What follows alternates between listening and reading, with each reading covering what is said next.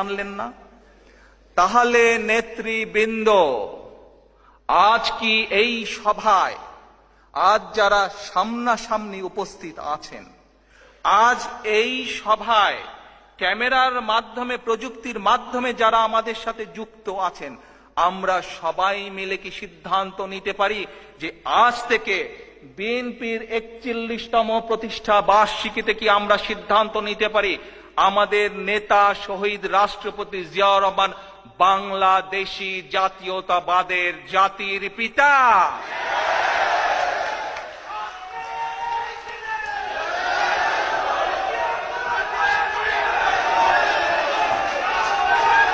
জাতির পিতা যদি হতে হয়,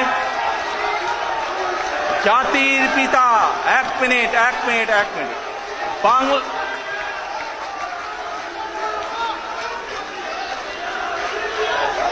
আমাদের নেতা, এক মিনিট এ ভাই শ্রমিক দল, বসো, কথা শুনো, বসো।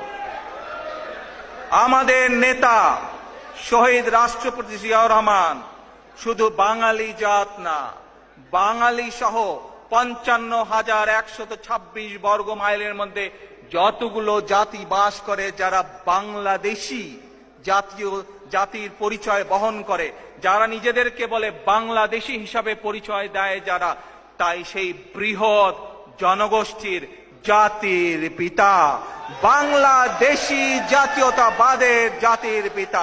আমরা কি আজকে সকলে মিলে এই প্রস্তাব গ্রহণ করতে পারি?